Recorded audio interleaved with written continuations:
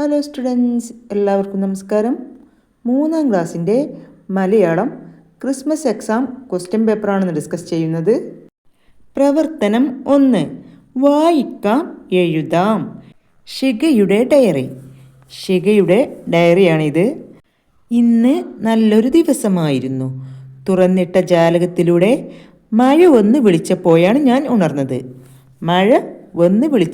ഞാൻ ഉണർന്നത്. ജനാലയിലൂടെ പുറത്തേക്ക് നോക്കിയിരിക്കാൻ നല്ല രസം. നേർത്ത നൂലുകൾ പോലെ മഴ താഴേക്ക് വീഴുന്നു. ചെടികൾ മഴത്തുള്ളികളെ തലയാട്ടി വിളിച്ചു. മണ്ണിന് ഏറെ ഇഷ്ടമായത് കൊണ്ടാവാം, പൂവിതളുകളിൽ ചിലർ മഴത്തുള്ളികൾക്കൊപ്പം താഴേക്ക് വന്നു. ഇലകൾക്കിടയിൽ ഒളിച്ചിരുന്ന കിളികൾ ചിറകുകൾ ചേർത്തു പിടിച്ച് കാഴ്ചക്കാരായി.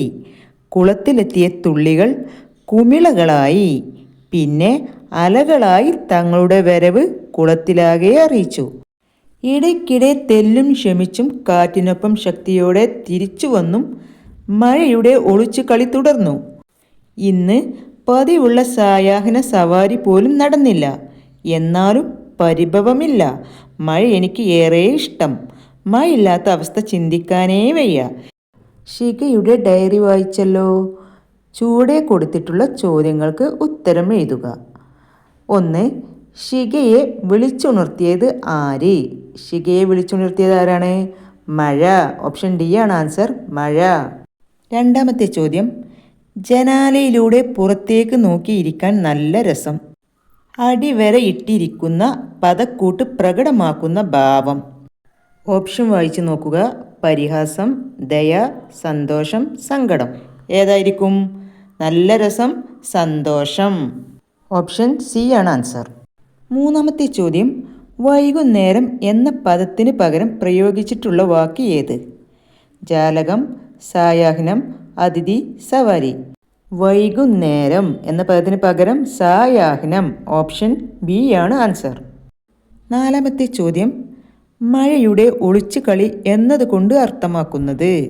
ഇടയ്ക്കിടയ്ക്കുള്ള മഴ, തുടർച്ചയായുള്ള മഴ, മഴയില്ലാത്ത അവസ്ഥ, ശക്തമായ മഴ.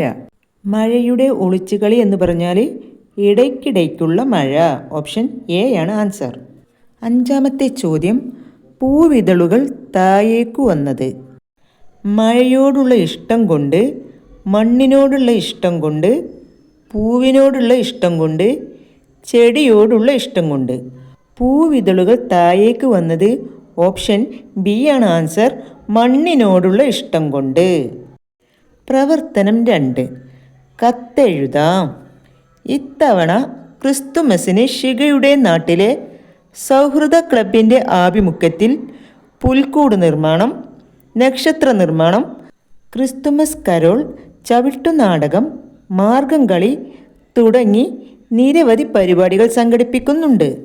പരിപാടികൾ കാണാനും ആഘോഷങ്ങളിൽ പങ്കെടുക്കാനും കൂട്ടുകാരിയായ ഫാത്തിമയെ ക്ഷണിച്ചുകൊണ്ട് ഒരു കത്തെഴുതൂ.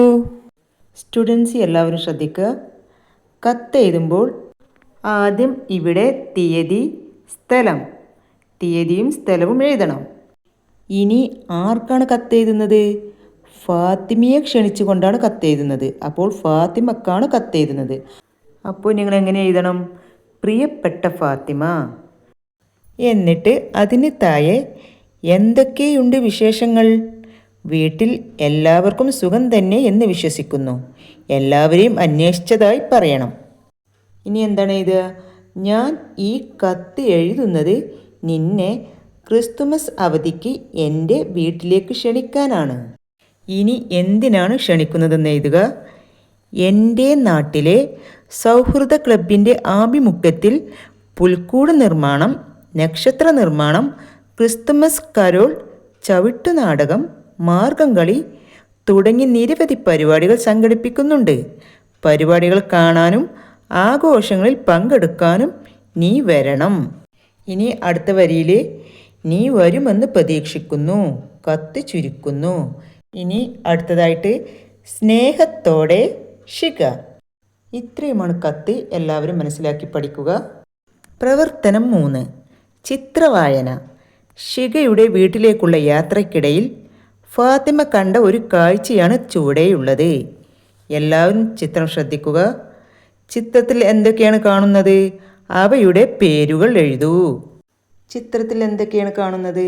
കൊക്ക്, കലപ്പ, കർഷകൻ, തെങ്ങ്, ട്രാക്ടർ, കാള, മല, മേഘം. അടുത്തത് കണ്ടെത്തിയവയെ അക്ഷരമാല ക്രമത്തിൽ എഴുതുക. നിങ്ങൾ ചിത്രത്തിൽ കണ്ടെത്തിയ പേരുകൾ നിങ്ങളോട് അക്ഷരമാല ക്രമത്തിലാണ് എഴുതാൻ പറഞ്ഞത്. ആ ക്രമത്തിൽ ഈ ആ ക്രമത്തിലാണ് എഴുതാൻ പറഞ്ഞത്. അപ്പോൾ നമുക്ക് എങ്ങനെ എഴുതാം? കലപ്പ, കർഷകൻ, കാള, കൊക്ക്, ട്രാക്ടർ, തെങ്ങ്, മല, മേഘം. അടുത്തത് ചിത്രത്തിലെ ആശയവുമായി ബന്ധപ്പെട്ട ഒരു ചൊല്ലെഴുതൂ.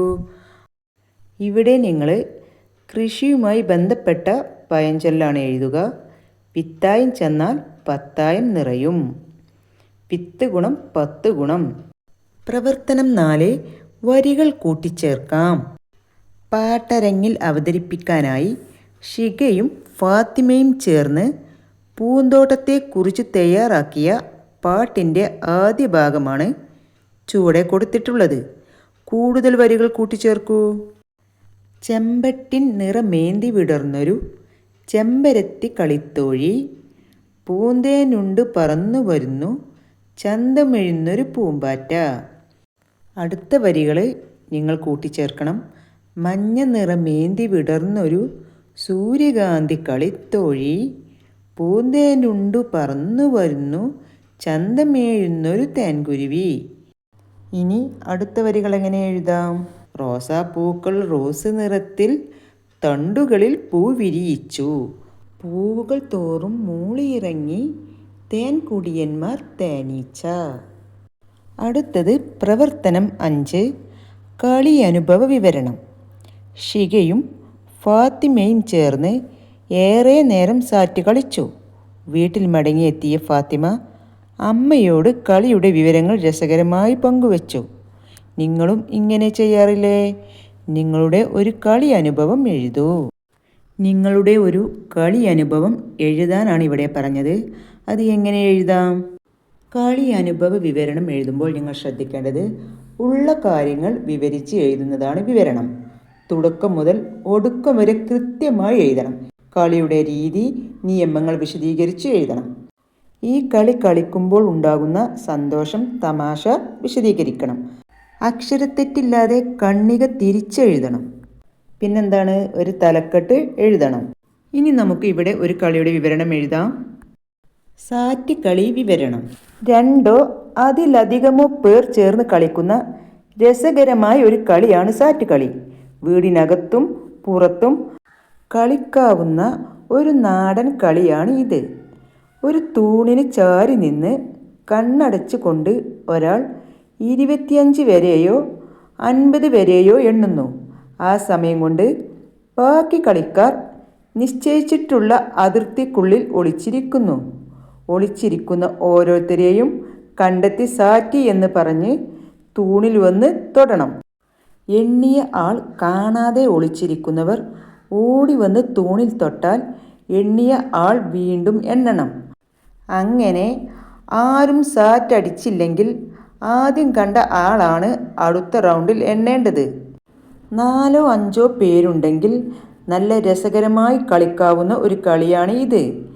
ഈ കളിക്ക് പ്രത്യേക കളി ഉപകരണങ്ങൾ ഒന്നും ആവശ്യമില്ല. വീട്ടിനുള്ളിൽ കളിക്കുമ്പോൾ കട്ടിലിനടിയിലും പുതപ്പിനടിയിലും വാതിലിന് പുറകിലും ഒളിഞ്ഞു നിന്ന് എണ്ണിയ ആളുടെ കണ്ണിൽപ്പെടാതെ സാറ്റടിക്കുന്നത് നല്ല രസമാണ്. വിനോദവും തമാശയും പെട്ടെന്ന് പ്രതികരിക്കാനുള്ള കഴിവും വർദ്ധിപ്പിക്കുന്ന നല്ലൊരു കളിയാണ് സാറ്റ് കളി. അടുത്തത് പ്രവർത്തനം 6. പോസ്റ്റർ നിർമ്മിക്കാം. എല്ലാവരും ചിത്രം ശ്രദ്ധിച്ചല്ലോ. പത്രം വായിക്കുമ്പോൾ ഷാലു കണ്ട ചിത്രമാണിത്. പെട്ടെന്ന് സ്കൂളിലെ ഒരു രംഗമാണ് അവളുടെ ഓർമ്മയിലെത്തിയത്. ചിത്രങ്ങൾ കണ്ടല്ലോ. ഇവ നൽകുന്ന സന്ദേശം എന്താണ്? ഇവിടെ നിങ്ങൾ ശ്രദ്ധിക്കേണ്ടത് ഈ 2 ചിത്രങ്ങളുടെയും ആശയം മനസ്സിലാക്കി അതിനെ താരതമ്യപ്പെടുത്തിക്കൊണ്ട് ഒരു പോസ്റ്റർ തയ്യാറാക്കണം. ഇവിടെ ഭക്ഷണം കിട്ടാത്ത അവസ്ഥയാണ്. ഇവിടെയോ ഭക്ഷണം വേസ്റ്റ് ആക്കുന്നൊരു പിക്ചറാണ്. പോസ്റ്റർ തയ്യാറാക്കുമ്പോൾ അതിന് അനുയോജ്യമായ ചിത്രം വരച്ച് സെൻറ്റൻസ് എഴുതണം. ഇതിനെ താരതമ്യപ്പെടുത്തിക്കൊണ്ട് ഒരു പോസ്റ്റർ തയ്യാറാക്കാം. പാഴാക്കാനുള്ളതല്ല ഭക്ഷണം, ഇങ്ങനെ എഴുതാം. അല്ലെങ്കിൽ ഭക്ഷണം കളയാനുള്ളതല്ല, കഴിക്കാനുള്ളതാണ്. ഒരു നേരത്തെ അന്നത്തിന് വേണ്ടി കരഞ്ഞവൻ്റെ വേദന അറിയാൻ കഴിഞ്ഞാൽ അവിടെ തീരുന്നതേ ഉള്ളൂ നമ്മുടെ എല്ലാ വലിയ വേദനകളും. ഇങ്ങനെയും എഴുതാം. ഇത്രയുമാണ് മലയാള ചോദ്യപേപ്പർ. Thank you.